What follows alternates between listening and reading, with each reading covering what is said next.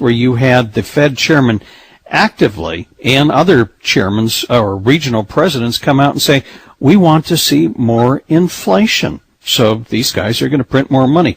So if things don't improve, do you think by 2012 that perhaps we see a third-party candidate for the presidency? In other words, somebody comes up and people lose confidence in both parties to actually turn this thing around and do what is capable of fixing the problem. Yes, unless we have a candidate coming from one of the other two parties, like a Ron Paul. I'll tell you the ticket that I would like to see. People ask me, who would I vote for? And I'm a political atheist. I don't believe in this stuff, these parties. Ron Paul is the closest.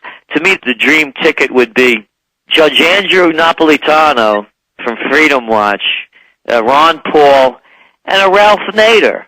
And I say Ralph Nader because I am concerned about the food I eat, the water I drink, and the air that I breathe.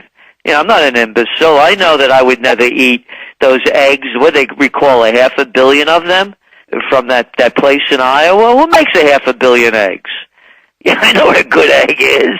And I don't believe, by the way, in the FDA.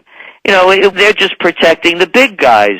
The FDA, the health inspectors, for example, the health inspectors in Oregon recently busted a 7-year-old kid selling lemonade.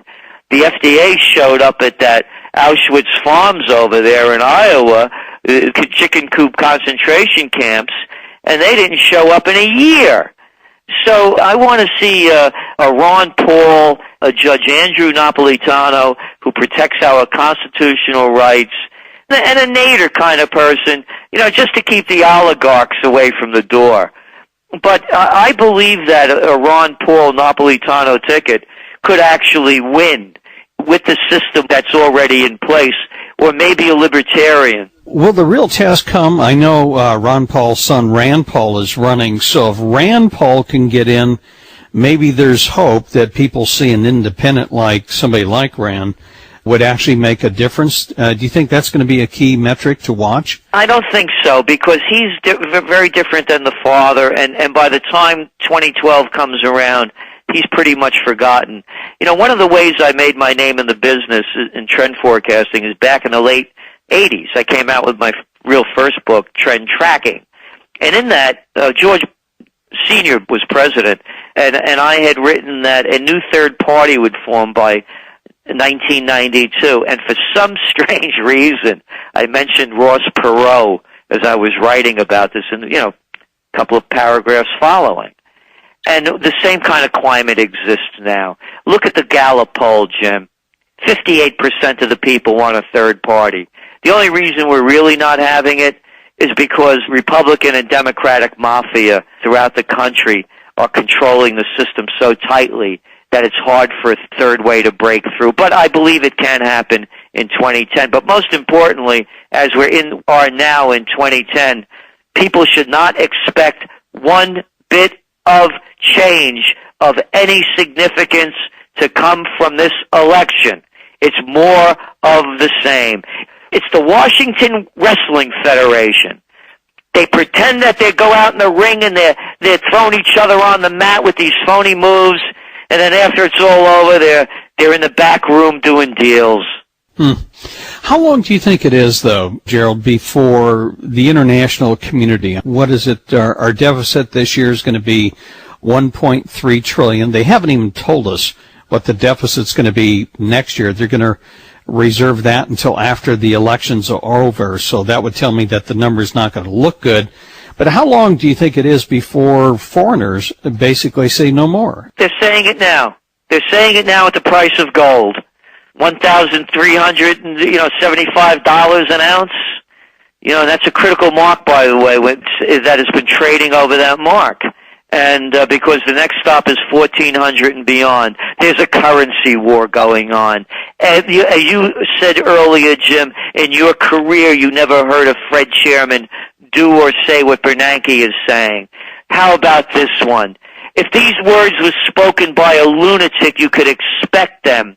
But they were spoken by the Federal Reserve Chairman from Chicago, Charles Evans, in Boston a few days ago.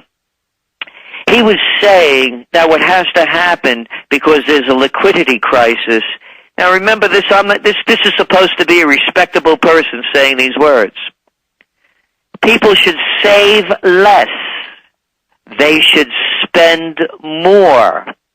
And they should invest in the markets. The reason we're in the mess we are is because we spent and borrowed more. Exactly. And then he tells them to go gamble in rigged games. This is lunacy. This is sick thinking. And that's what the Federal Reserve is. They're sick people. Look what they're doing. QE2. You know what? Save the kiddie talk for, the high school crowd or the kid that you're talking to in college. Quantitative easing. How about flooding the markets with digital money that's not worth the paper it's not printed on? And you're devaluing the dollar in front of our eyes. And as the Brazilian finance minister Montega said recently, a currency war is breaking out. They are sacrificing the American people by devaluing the dollar so the money junkies at Goldman Sachs, J.P. Morgan, going down the line, the Merrill Lynch mob, the Bank of America, the Citigroup criminals, so they can continue to get their money fixed. This is insanity. And by the way, I am sick and tired of people telling me that Obama is a socialist. This is the merger of state and corporate powers. It's called fascism. Let's call a spade a spade. The country has been taken over by the banks. It was what the whole nation railed against during the 1800s, the fear that the central bankers would take over the nation. And now they've done it. Quantitative easing. How about you work longer, you work harder, you get less so they could get more? That's why the people are out in the streets in Europe. Austerity measures. Oh yeah, cut my benefits, cut my pension, and raise my taxes so I could bail out the guys that made bad bets on bonds. I mean, who made this one up? Well, Gerald, I'm sure that there's enough different groups out here that we should be able to alienate them all. No, Jim, this is a time, that people really have to stand up and step forward.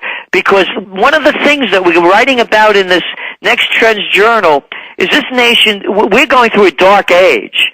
And there's going to be a plague here. And we're writing about that. It's not the plague that it's in front of everybody's face, but they won't call it what it is. Once again, current events form future trends. We're number one. Yeah, we're number 49th in longevity. That's a big one. And those numbers are going to get much worse.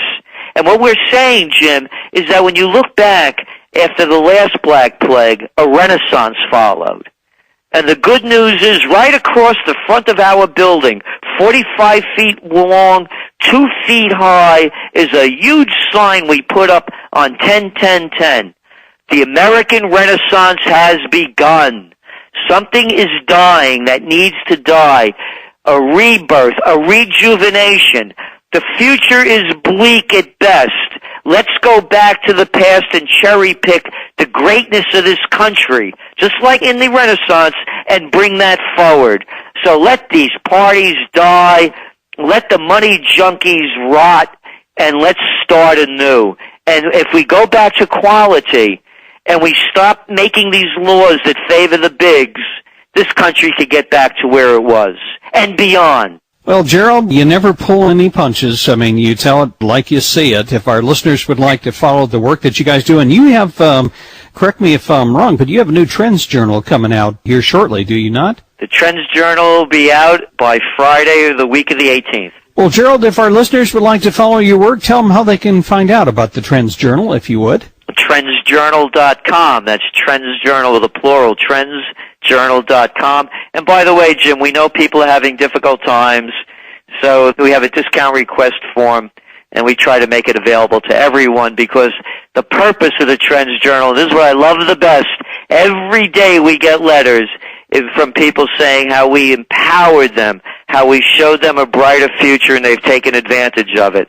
And that's what it's really all about. Well, super. Well, listen, we've been speaking with Gerald Celente. He heads up the Trends Journal. You can find out more by going to trendsjournal.com. Gerald, thanks for coming on the program. Hey, thank you, Jim. You've been listening to the Financial Sense News Hour with Jim Poplava. The Financial Sense News Hour is for informational and educational purposes only and should not be considered as a solicitation or offer to purchase or sell securities. Responses to listener inquiries are based on the opinions of Jim Poplava and do not take into account listeners' suitability, objectives, or risk tolerances. You should always consult a qualified financial advisor before making investment decisions. Financial Sense will not be liable to anyone for financial losses resulting from companies profiled or information provided on this program. The Financial Sense News Hour was produced by Steel